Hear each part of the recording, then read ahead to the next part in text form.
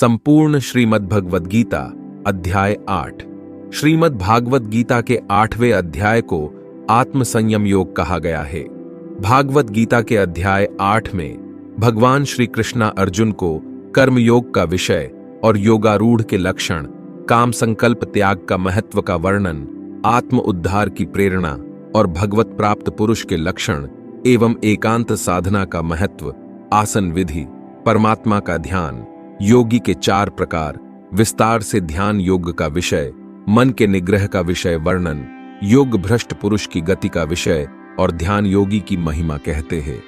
अर्जुन उवाच किं तद् ब्रह्म किं ध्यात्मं किं पुरुषोत्तम अधिभूतम च किं प्रोक्तम अधिदैवम किमुच्यते। 4 भावार्थ। अर्जुन ने कहा, हे पुरुषोत्तम, वह ब्रह्म क्या है, अध्यात्म क्या है, कर्म क्या है, अधिभूत नाम से क्या कहा गया है और अधिदैव किसको कहते हैं।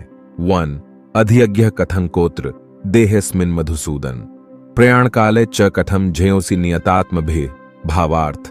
हे मधुसूदन, यहाँ अधियज्ञ कौन है और वह इस शरीर में कैसे है, तथा युक्त चित्त वाले पुरुषों द्वारा अंत समय में आप किस प्रकार जानने में आते हैं। 2 श्री भगवान उवाच अक्षरम ब्रह्म परमम स्वभावोध्यात्म मुच्यते भूत भावोद्भव करो विसर्गः कर्म संजितः। 4 भावार्थ। श्री भगवान ने कहा, परम अक्षर ब्रह्म है, अपना स्वरूप अर्थात जीवात्मा अध्यात्म नाम से कहा जाता है, तथा भूतों के भाव को उत्पन्न करने वाला जो त्याग है वह कर्म नाम से कहा गया है। 3 अधिभूतम क्षरो भावः पुरुषश्चाधिदैवतम अधियज्ञो हमेवात्र देहे देहभृतांवर। भावार्थ।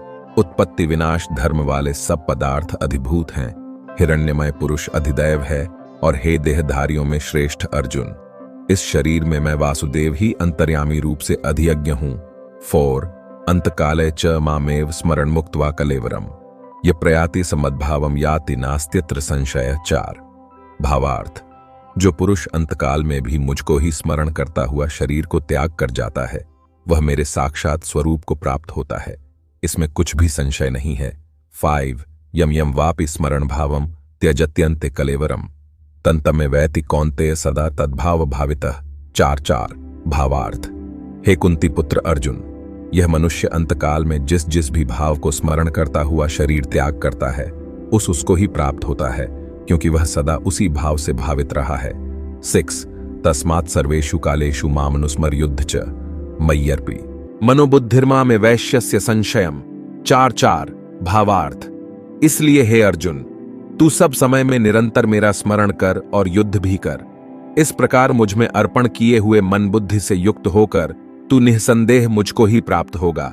7 अभ्यास योग युक्तेन चेतसा नान्यगामिना परमं पुरुषम दिव्यम याति पार्थानुचिंतयन अभ्यास रूप योग से युक्त दूसरी ओर न जाने वाले चित्त से निरंतर चिंतन करता हुआ मनुष्य परम प्रकाश रूप दिव्य पुरुष को अर्थात परमेश्वर को ही प्राप्त होता है। 8 कविं पुराण मनुशासितार मनोरणीयान समनुस्मरेद्य सर्वस्य धातारम चिंत्य रूप मादित्य वर्णम तमसः परस्तात्। 4 भावार्थ। जो पुरुष सर्वज्ञ, अनादि, सबके नियंता, सूक्ष्म से भी अति सूक्ष्म, सबके धारण पोषण करने वाले अचिंत्य स्वरूप, सूर्य के सदृश्य नित्य चेतन प्रकाश रूप और अविद्या से अति परे शुद्ध सच्चिदानंद घन परमेश्वर का स्मरण करता है। 9 प्रयाण काले मनसाचलेन भक्त्या युक्तो योग बलेन चैव भ्रुवोर मध्य प्राणमावेश्य सम्यक सतम परम पुरुष मुपैति दिव्यम। 4 भावार्थ। वह भक्ति युक्त पुरुष अंतकाल में भी योग बल से भ्रिकुटी के मध्य में प्राण को अच्छी प्रकार स्थापित करके फिर निश्चल मन से स्मरण करता हुआ उस दिव्य रूप परम पुरुष परमात्मा को ही प्राप्त होता है। 10 यदक्षरम वेद विदो वदन्ति विशन्ति यद्यतयो वीतरागाः यदिच्छन्तो ब्रह्मचर्यम चरन्ति तत्ते पदम संग्रहेण प्रवक्ष्ये। 4 भावार्थ। वेद के जानने वाले विद्वान जिस सच्चिदानंद घन रूप परम पद को अविनाश कहते हैं, आसक्ति रहित यत्नशील सन्यासी महात्मा जन जिसमें प्रवेश करते हैं और जिस परम पद को चाहने वाले ब्रह्मचारी लोग ब्रह्मचर्य का आचरण करते हैं, उस परम पद को मैं तेरे लिए संक्षेप में कहूंगा। 11 सर्वद्वाराणि संयम्य मनोहृदि निरुध्य च मूर्धन्याधायात्मनः प्राणमास्थितो योगधारणाम ओमित्यकाक्षरम ब्रह्म व्याहरण मामनुस्मरण य प्रयाति त्यजन देहम स याति परमाम गतिम। 4 भावार्थ। सब इंद्रियों के द्वारों को रोककर तथा मन को हृदय में स्थिर करके फिर उस जीते हुए मन द्वारा प्राण को मस्तक में स्थापित करके परमात्म संबंधी योग धारणा में स्थित होकर जो पुरुष एयुएम इस एक अक्षर रूप ब्रह्म को उच्चारण करता हुआ और उसके अर्थ स्वरूप मुझ निर्गुण ब्रह्म का चिंतन करता हुआ शरीर को त्याग कर जाता है, वह पुरुष परम गति को प्राप्त होता है। 12 से 13 अनन्य चेता सततम योमा स्मृति नित्यशः तस्याहम सुलभ अर्थ नित्य युक्तस्य योगिनी 4-4 भावार्थ। हे अर्जुन, जो पुरुष मुझ में अनन्य चित्त होकर सदा ही निरंतर मुझ पुरुषोत्तम को स्मरण करता है, उस नित्य निरंतर मुझ में युक्त हुए योगी के लिए मैं सुलभ हूं, अर्थात उसे सहज ही प्राप्त हो जाता हूं। 14 मामुपेत्य पुनर्जन्म दुःखालयम शाश्वतम नाप्नुवन्ति महात्मानः संसिद्धिम परमा गतः 4-4 भावार्थ। परम सिद्धि को प्राप्त महात्मा जन मुझको प्राप्त होकर दुखों के घर एवं क्षणभंगुर पुनर्जन्म को नहीं प्राप्त होते। 15 आ ब्रह्म भुवनाल्लोका पुनरावर्तिनोर्जुन मामुपेत्य तु कौन्तेय पुनर्जन्म न विद्यते 4-4 भावार्थ। हे अर्जुन, ब्रह्मलोक पर्यंत सब लोग पुनरावर्ती हैं, परंतु हे कुंती पुत्र, मुझको प्राप्त होकर पुनर्जन्म नहीं होता, क्योंकि मैं कालातीत हूं और ये सब ब्रह्मादि के लोक काल द्वारा सीमित होने से अनित्य हैं। 16 सहस्रयुग पर्यंतम हर्यद ब्रह्मणो विदु रात्रिम युग सहस्रांता तेहोरात्र विदो जनाः 4-4 भावार्थ। ब्रह्मा का जो एक दिन है उसको 1000 चतुर्युगी तक की अवधि वाला और रात्रि को भी 1000 चतुर्युगी तक की अवधि वाला जो पुरुष तत्व से जानते हैं, वे योगी जन काल के तत्व को जानने वाले हैं। 17 अव्यक्ताद्व्यक्तय सर्वाः प्रभवन्त्यः रागमे रात्र्यागमे प्रलीयन्ते तत्रैवाव्यक्त संझके 4-4 भावार्थ। संपूर्ण चराचर भूतगण ब्रह्मा के दिन के प्रवेश काल में अव्यक्त से अर्थात ब्रह्मा के सूक्ष्म शरीर से उत्पन्न होते हैं और ब्रह्मा की रात्रि के प्रवेश काल में उस अव्यक्त नामक ब्रह्मा के सूक्ष्म शरीर में ही लीन हो जाते हैं। 18 भूतग्रामः स एवायम् भूत्वा भूत्वा प्रलीयते रात्र्यागमे वशः पार्थ प्रभवत्यः रागमे 4-4 भावार्थ।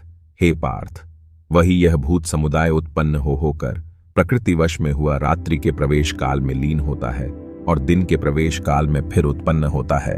19 परस्तस्मात् तु भावोऽन्यो व्यक्तो व्यक्तात् सनातना यस सर्वेषु भूतेषु नश्यत्सु न विनश्यति 4-4 भावार्थ। उस अव्यक्त से भी अति परे दूसरा अर्थात विलक्षण जो सनातन अव्यक्त भाव है, वह परम दिव्य पुरुष सब भूतों के नष्ट होने पर भी नष्ट नहीं होता। 20 अव्यक्तोक्षर इत्युक्तस्तमाहु परमां गतिम यम प्राप्य न निवर्तन्ते तद्धाम परमं मम 4 भावार्थ।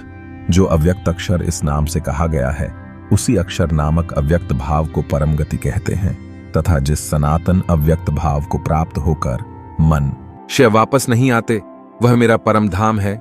21 पुरुषः सपरः पार्थ भक्त्या लभ्यस्त्वनन्या यस्यांतः स्थानि भूतानि येन सर्वमिदं ततम 4-4 भावार्थ। हे पार्थ, जिस परमात्मा के अंतर्गत सर्वभूत है और जिस सच्चिदानंद घन परमात्मा से यह समस्त जगत परिपूर्ण है, गीता अध्याय 9 श्लोक 4 में देखना चाहिए। वह सनातन अव्यक्त परम पुरुष तो अनन्य, गीता अध्याय 11 श्लोक 55 में इसका विस्तार देखना चाहिए, भक्ति से ही प्राप्त होने योग्य है।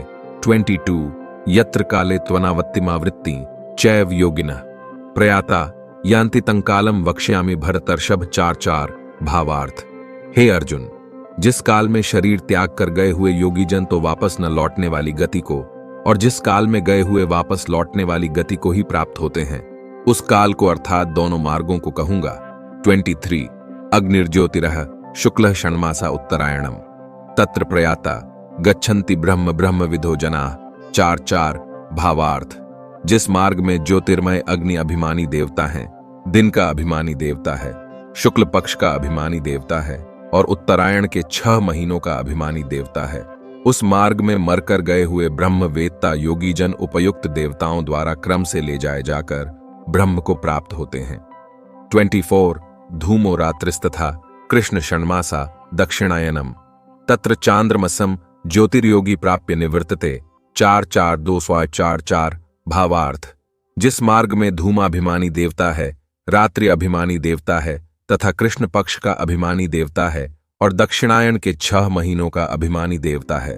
उस मार्ग में मरकर गया हुआ सकाम कर्म करने वाला योगी उपयुक्त देवताओं द्वारा क्रम से ले गया हुआ चंद्रमा की ज्योत को प्राप्त होकर स्वर्ग में अपने शुभ कर्मों का फल भोग कर वापस आता है। 25 शुक्ल कृष्ण गति हेते जगतः शाश्वते मते एक या यात्यना वृत्ति मन्या वर्तते पुनः 4 भावार्थ। क्योंकि जगत के ये 2 प्रकार के शुक्ल और कृष्ण अर्थात देवयान और पितृयान मार्ग सनातन माने गए हैं। इनमें एक द्वारा गया हुआ जिससे वापस नहीं लौटना पड़ता उस परम गति को प्राप्त होता है और दूसरे के द्वारा गया हुआ फिर वापस आता है अर्थात जन्म मृत्यु को प्राप्त होता है। 26 नैते श्रुति पार्थ जानन योगी मुह्यति कश्चन तस्मात् सर्वेषु कालेषु योगयुक्तो भवार्जुन 4 भावार्थ। हे पार्थ, इस प्रकार इन दोनों मार्गों को तत्व से जानकर कोई भी योगी मोहित नहीं होता। इस कारण हे अर्जुन, तू सब काल इन संबुद्धि रूप से योग से युक्त हो अर्थात निरंतर मेरी प्राप्ति के लिए साधन करने वाला हो। 27 वेदेषु यज्ञेषु तपःसु चैव दानेषु यत्पुण्य फलम प्रदिष्टम अत्येत तत्सर्वमिदं विदित्वा योगी परम स्थान मुपैति चाद्यम। भावार्थ, योगी पुरुष इस रहस्य को तत्व से जानकर वेदों के पढ़ने में तथा यज्ञ तप और दानादि के करने में जो पुण्य फल कहाँ है उन सबको निःसंदेह उल्लंघन कर जाता है और सनातन परम पद को प्राप्त होता है। भगवान श्री कृष्ण द्वारा ब्रह्म ज्ञान की उत्कृष्टता की घोषणा की गई है। अविनाशी ब्रह्म का झांता वेदों के अध्ययन, यज्ञों और तपस्याओं के प्रदर्शन और उपहार से मिलने वाले किसी भी मेधावी पुरस्कार से कहीं अधिक सर्वोच्च स्थिति प्राप्त करता है। ब्रह्म ही एकमात्र सत्य है और उस तक पहुंचकर मनुष्य परम पद को प्राप्त करता है। ब्रह्म ज्ञान वेदों के अध्ययन, यज्ञों या अन्य अच्छे कार्यों से प्राप्त सभी गुणों से परे है। मन और हृदय की पवित्रता और भक्ति में पवित्रता ही एकमात्र आवश्यक चीज है। वेदों का अध्ययन, तप और ध्यान यदि आसक्ति के बिना किया जाता है तो मनुष्य का हृदय शुद्ध हो जाता है और वह ब्रह्म ज्ञान प्राप्त करने में सक्षम हो जाता है। ब्रह्म ज्ञान सर्वोच्च अवस्था है। शुरुआत में साधक शास्त्रों में बताए गए सभी अच्छे कार्य कर सकते हैं, लेकिन उन्हें यहीं नहीं रुकना चाहिए क्योंकि लक्ष्य आत्म अनुभव है और किसी को भी किसी भी मध्यवर्ती चरण पर नहीं रुकना चाहिए। ब्रह्म ज्ञान से परम की खोज रुक जाती है और मनुष्य सदैव संतुष्ट रहता है। 28 अध्याय 8 संपूर्णम।